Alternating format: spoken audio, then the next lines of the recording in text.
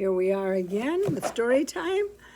And when you're looking for books to read, another possibility might be animal books. And they can be stories that have animals as the main characters, and they're telling about that animal, or the theme of the story can be an animal, or it can have the animal talking. And of course, as soon as the animal's talking, we do realize those are called fantasy.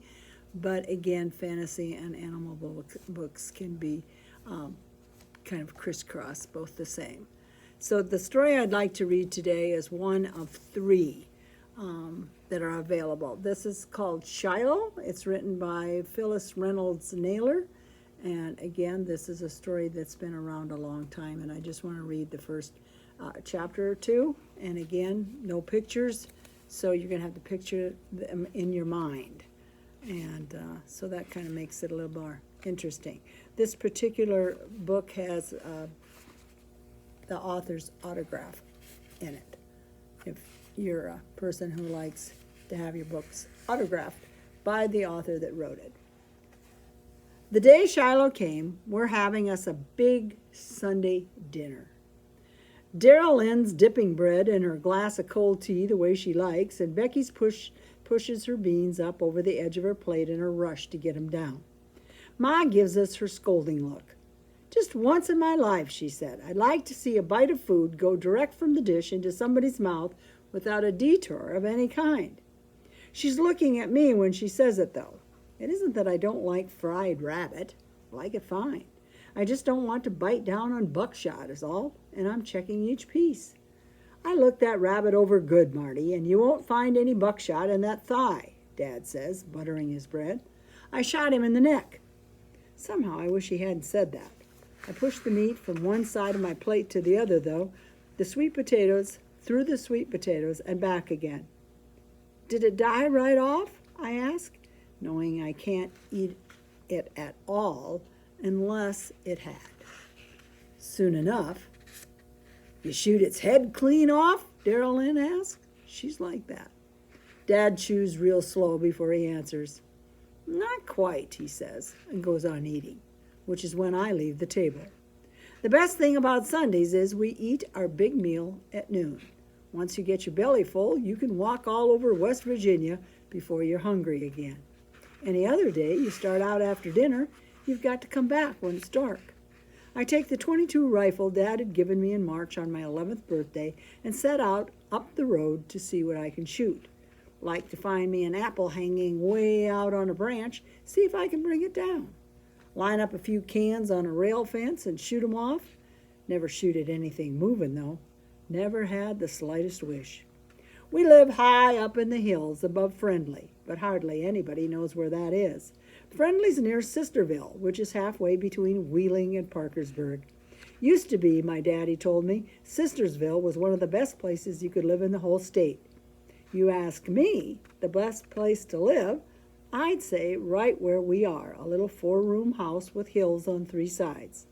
Afternoon is my second best time to go up in the hills, though. Morning's the best, especially in summer. Early morning. On one morning, I saw 3 kinds of animals, not counting cats, dogs, frogs, cows, and horses. Saw a groundhog, saw a doe with 2 fawns, and saw a gray fox with a reddish head. Bet his daddy was a gray fox and his mom was a red one. My favorite place to walk is just across this rattly bridge where the road curves by the old Shiloh schoolhouse and follows the river. River to one side, trees the other, sometimes a house or two. And this particular afternoon, I'm almost halfway up the road along the river when I see something out of the corner of my eye. Something moves. I look, and about 15 yards off, there's this short-haired dog, white with brown and black spots, not making any kind of noise, just slinking along with his head down, watching me, tail between his legs like he's hardly got the right to breathe. A beagle, maybe a year or 2 old. I stop and the dog stops. Look like he's been caught doing something awful, when I can tell all he really wants is to follow along beside me. Here, boy, I say, slapping my thigh. Dog goes down on his stomach, groveling about in the grass. I laugh and start over toward him. He's got an old, worn-out collar on, probably older than he is. Bet it belonged to another dog before him. Come on, boy, I say, putting out my hand. The dog gets up and backs off. He don't even whimper, like he's lost his bark. Something really hurts inside you when you see a dog cringe like that. You know somebody's been kicking at him, beating on him maybe. It's okay, boy, I say, coming a little closer, but still he backs off. So I just take my gun and follow the river. Every so often I look over my shoulder, and there he is, the beagle. I stop. He stops. I can see his ribs, not real bad, but he isn't plumped out or anything. There's a broken branch hanging from a limb out over the water, and I'm wondering if I can bring it down with one shot. I raise my gun, and then I think how the sound might scare the dog off. I decide I don't want to shoot my gun much that day. It's a slow river. You walk beside it. You figure it's not even moving. If you stop, though, you can see leaves and things going along. Now and then a fish jumps. Big fish. Bass, I think. Dog still trailing me, tail tucked in. Funny how he don't make a sound. Finally, I sit on a log, put my gun at my feet, and wait. Back down the road, the dog sits too. Sits right in the middle of it, head on his paws. Here, boy, I say again and pat my knee. He wiggles just a little, but he don't come. Maybe it's a she-dog. Here, girl, I say. Dog still don't come. I decide to wait the dog out, but after 3 or 4 minutes on the log, it gets boring, and I start off again. So does the beagle. Don't know where you'd end up if you followed the river all the way. Heard somebody say it curves about, comes back on itself. But if it didn't, and I got home after dark, I'd get a good whooping. So I always go as far as the ford where the river spills across the path, and then I head back. When I turn around and the dog sees me coming, he goes off into the woods. I figure that's the last I'll see of the beagle, and I get halfway down the road again before I look back. There he is. I stop. He stops. I go. He goes. And then, hardly thinking on it, I whistle. It's like pressing a magic button. The beagle comes barreling toward me, legs going lickety-split, long ears flopping, tail sticking up like a flagpole. This time, when I put out my hand, he licks all my fingers and jumps up against my leg, making little yelps in his throat. He can't get enough of me, like I'd been saying no all along, and now I'd said yes, he could come. It's a he-dog, like I thought. Hey, boy, you're really something now, ain't you? I'm laughing as the beagle makes circles around me. I squat down and the dog licks my face, my neck. Where'd he learn to come if you whistled? To hang back if you didn't? I'm so busy watching the dog, I don't even notice it started to rain. Don't bother me. Don't bother the dog, neither. I'm looking for the place I first saw him. Does he live here, I wonder? Or the house on up the road? Each place we pass, I figure he'll stop. Somebody'll come out and whistle, maybe. But nobody comes out, and the dog don't stop. Keeps coming, even after we get to the old Shiloh schoolhouse. Even starts across the bridge, tail going like a propeller. He licks my hand every so often to make sure I'm still there, mouth open like he's smiling. He is smiling. Once he follows me across the bridge, though, and on past the grist mill, I start to worry. Looks like he's fixing to follow me all the way to our house. I'm in trouble enough coming home with my clothes wet. My ma's mama died of pneumonia, and we won't ever get the chance to forget it. And now I got a dog with me, and we were never allowed to have pets. If you can't afford to feed them and take them to the vet when they're sick, you've got no right taking them in, Ma says, which is true enough. I don't say a word to the beagle the rest of the way home, hoping he'll turn at some point and go back. The dog keeps coming. I get to the front stoop and say, "Go home, boy." And then I feel my heart squeeze up the way he stops smiling, sticks his tail between his legs again and slinks off. He goes as far as the sycamore tree, lies down in the wet grass, head on his paws. "Whose dog is that?" Ma asks when I come in. I shrug. "Just followed me is all." "Where'd it pick up with you?" Dad asks. "Up at Shiloh, across the bridge," I say. "On the road by the river?" "Bet that's Judd Travers' dog," says Dad. "He got himself another hunting dog a few weeks back." "Judd got him a hunting dog? How come he don't treat him right?" I ask. "How you know he don't?" "Way the dog acts. Scared to pee almost," I say. Ma gives me a look. Don't seems to me he's got any marks on him, Dad says, studying him from our window. Don't have to mark a dog to hurt him, I'm thinking. Just don't pay him any attention and he'll go away, Dad says.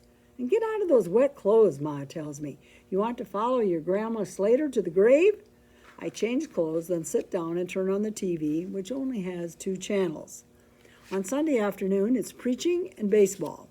I watch baseball for an hour, then I get up and sneak to the window. Ma knows what I'm about. That Shiloh dog still out there? She asked. I nod.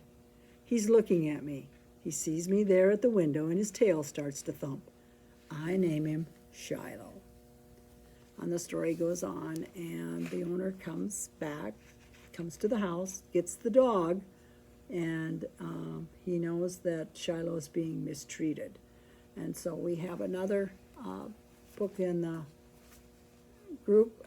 It's Saving Shiloh, and the third one is Shiloh Season. And so if you want a really good story about a boy and his dog, the Shiloh books are excellent. Another animal book series you might be interested in is the Geronimo Stilton, and this one happens to be the Cheese Burglar, and it has very colorful pictures, and it has words in different colors and different print. So they're kind of fun to read. We also have Stone Fox, and this is a classic story, and it's about Willie's grandfather getting sick, and he has to try to save their farm from the tax collectors because they owe taxes on it. And so he enters this national dog sled race, and what happens in the story. So it's kind of an adventure, but still about a boy and his dogs. Another series is The Puppy Place, and this one is Cody, and there's lots of different books in this series, like Princess Pugsley, and I think we have a couple of them at reach right now. Remember, 5 free kids books every time you come in per family. Our whole purpose is to get books in the hands of readers and show you how much fun reading is, and try to keep lots of materials coming into your home. This is the McGraw series. It's called It's a Dog's Life, and we have a couple of those also. This particular one has some adventure in it as well. This is Vet Volunteers, Fight for Life, and this talks about her working with dogs and how to help them have better homes and a better life. Dolphin Diaries is another one, and this is called Leaving the Shallows, and this is also written by the same author that does the McGraw series as well. Another one is Animal Ark. This is Hound on the Heath, and again, once you are reading a series, first couple you work on the vocabulary, the characters, and after that they get easier and easier because you already know the vocabulary. And this one is the Club Penguin books, and again, this one is kind of like a choose-your-own-adventure type. And it's before Card Jitsu, the Ninja Quest. And we have a couple of different Club Penguin books as well. So come in and see us, and keep reading, 20 minutes a day. Bye-bye.